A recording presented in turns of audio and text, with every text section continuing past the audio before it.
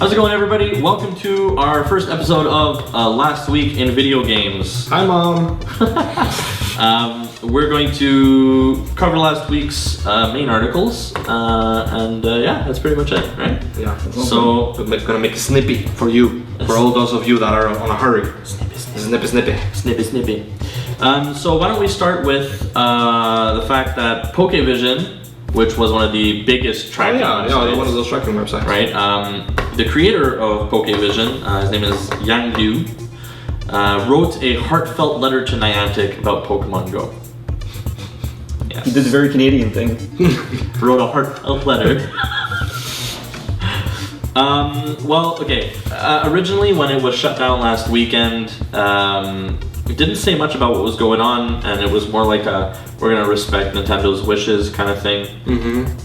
But now he broke the silence with a really long letter that basically is pleading Niantic to change its stance on Pokemon trackers, because right now it's so bad that we've actually seen on the App Store the rating has gone from 4 stars to 1 star, which is huge. Nerds are angry. Yes, nerds are. And they're very vocal. And they're very vocal, Yeah. and they have reasons. Everyone has It's like, come on, man.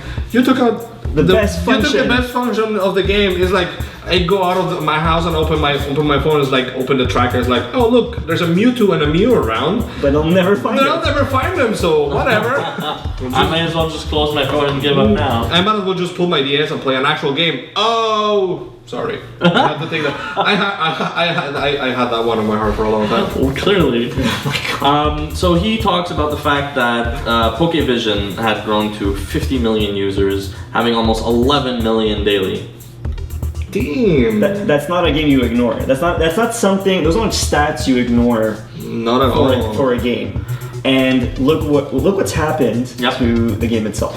Yeah, he says, the game was simply too unbearable to play in its current state for many, not all. And the main attraction wasn't that they got to have an advantage with Pokevision, but the main attraction was that it allowed them to play Pokemon Go more. And this is what everyone wants, to play Pokemon Go more, which is accurate. Then he continues to say, when we closed Pokevision out of respect for your wishes and at your requests, one of which came directly from you, John, we trusted you guys fully in allowing the community to grow. I literally cannot express this more. We just want to play the game. We can handle the bugs every now and then, but please at least tell us you guys care. Because there hasn't been any word that they're going to be fixing this tracker. They only say why they removed the tracker, and they had these little shitty. It's not a pie chart. It's like one of those Excel sheets things where it was basically like, this is our consumption, our bandwidth during while Pokemon trackers were available, versus this is what it looks like now. So now we can release the game in other places. And that was it. It was a line here of the power consumption they had, and then it just drops because there's no more outsourced trackers. Yeah, that's right. So, busted! So guess what? Valve closes Steam cheating loophole. I'm sorry. I was thinking that your mom caught you with marijuana or something like that. That's what you were yelling. Marijuana. Yeah. So Steam cheat. Okay.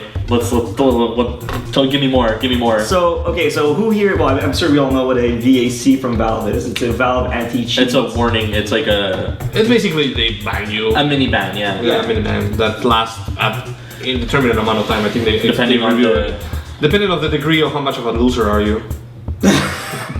Yeah, basically. I have a good example. It's basically you're the sex offender of the internet. You don't. Nobody wants to talk to you. Nobody wants to associate with you. You're the sex offender of Steam. Of Steam, basically. Nobody wants to share games with you. Nobody wants to share games. I don't want my child to go to a school with as a sex offender. But why don't you want to? Because you're propagating and you're playing games to the point where you're just not trustworthy, right? Nobody wants to get. This is another point of the article that I want to mention. It's like being an accessory to something. Yeah, exactly. Okay. Yeah, I guess whatever you want to download. Not an accessory like not an accessory like the Pokemon Go accessory that you wear, like which is a gimmick. Accessory to murder, accessory to rape or something, or child abuse. That's right. So basically, they've banned the people that have been VAC'd basically cannot share games either, because or can't get shared, can't get gifted games to them, because I don't believe they're able to share either. No, they can't share. Of course, they can't share, but they can't get gifted games from other friends, because it's like, why would Valve get a person who gets another game from another friend, and they just to keep cheating on it, right? Yeah. So that's, I mean, I understand the point. I understand how it's unfair to maybe the person who quote unquote cheated, but at the same time, they're only protecting their best interest. Valve wants to protect its community. They want to protect their players, and what is actually more important to gather is the fact that if you give a game to someone and this person has a back, you can get a back. That's terrible though, because if you don't know that they have a back, and is there no warning? You might not want to send this to this person because they have a vac. So if you get it, you'll get a vac. This is like STDs. Hey, oh my god, it really is. That's why he's saying sex offenders of Steam. No, but I changed it now. It's literally the STDs of the internet. So wow. So if you don't know that person has this ban or this STD, then you can get STD'd, and essentially, Super Vaccaria, basically. Thanks, Mike.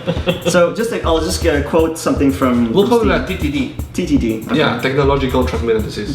Technologically transmitted disease. That's a good one. I really like that. So Valve posted this. So they said, in response to this problem, Steam no longer allows users to purchase copies of VAC or game ban enabled games to their inventory. Additionally, if an account has directly gifted a game to other players who have been VAC'd or permanently game banned, then the account will lose the ability to gift that game.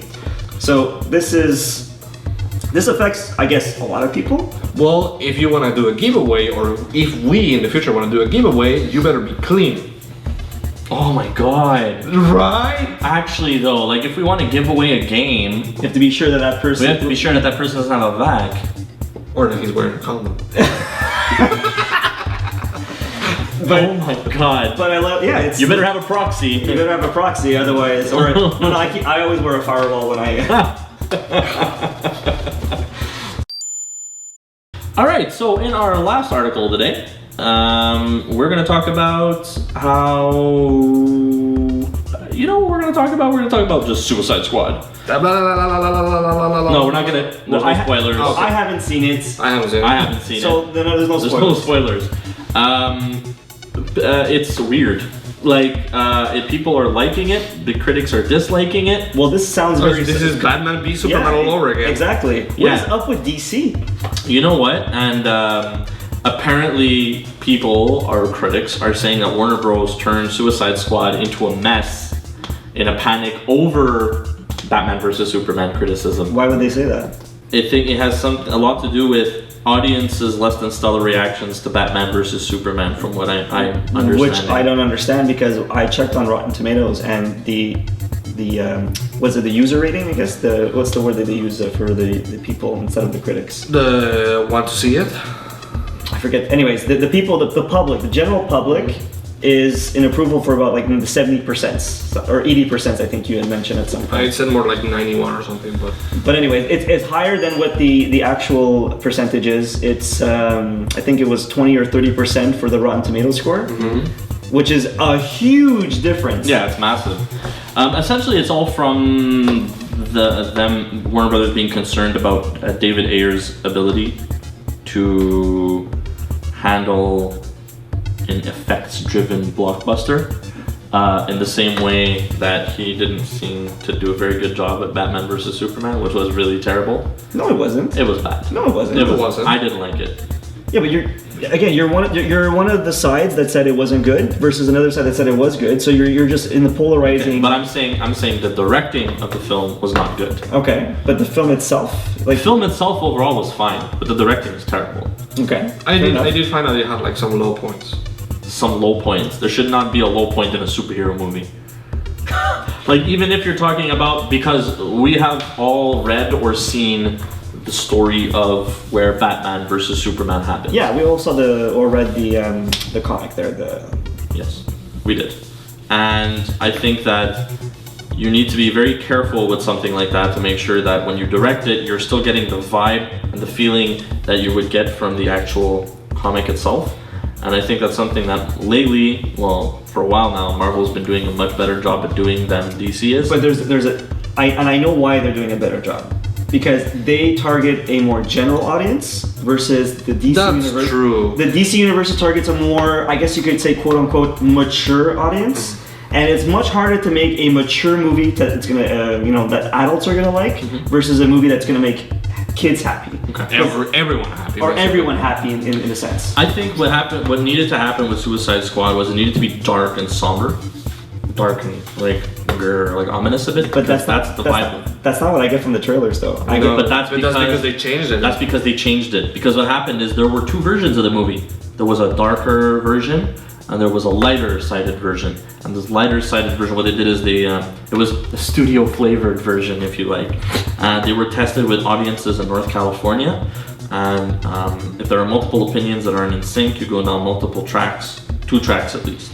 So what they did is they tested 2 versions of the movie, and they ended up kind of like mix and mashing out of just to get consensus with bits that people would like, bits that people would not like. So they would try and keep all the bits from both different versions that people would like.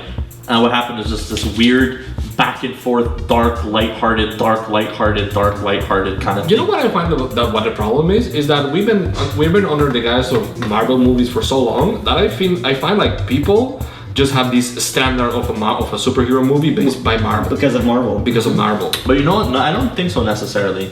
Because if you look at the Dark Knight, the one with Christopher Nolan's Dark Knight. Christopher Nolan's Dark Knight, but the Dark Knight. Yeah. Okay, and then Dark Knight Returns.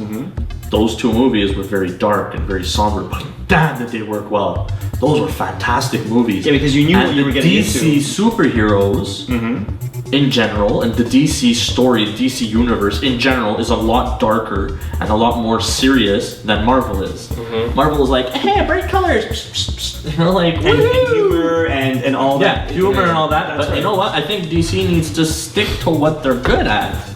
And when you're making a DC movie based off of a DC comic, keep it in the vibe of what the comic. While I find that that Batman v Superman wasn't as good as the Nolan Batman. It didn't know what it wanted to be. No, it was still as dark as it needed to be. DC can make good movies, or actually, not movies necessarily, but good shows. Because Gotham is fantastic. Fuck yeah, they can. The Flash is very good. God, yeah. The Flash is Arrow. Arrow is very good. So their formula for TV is. But it's because you got 2 rights and 2 wrongs, right? It's like you got Flash and Arrow, who are fantastic shows, and then you have DC Legends of Tomorrow and Gotham that are like. Yeah, but Gotham is a hit story of like the build up to, right? It's pre-Batman. It's something that's never really covered. Just another cop show. That's the way I saw it. But it's well done. But it's based in Gotham. Yeah. It's the pre-Batman days. People want it. What was Gotham like before Batman showed up? That's what you get out of Gotham. Who was Bruce Wayne before he was Batman? We never got a sense of who he was as a child, kind of. No, the whiny bitch, essentially. Kind of like he is as an adult, to be honest. So brooding, Been brooding since birth. So that's it for this week. Join us next Monday for another Last Week in Gaming, and have a good week. Take it back. Hey guys, thanks for watching that video. If you liked it, you should go check out some more right over here. If you like the cap I'm wearing, or you want to see what other TMS swag you can pick up, you should check out Manson's clothing down below. And last but not least, if you like free games, because everybody does, you should check out Gamers Giveaway down below, and they give a free game away every single week, so check that out. Thanks for watching again. Have a great one, guys.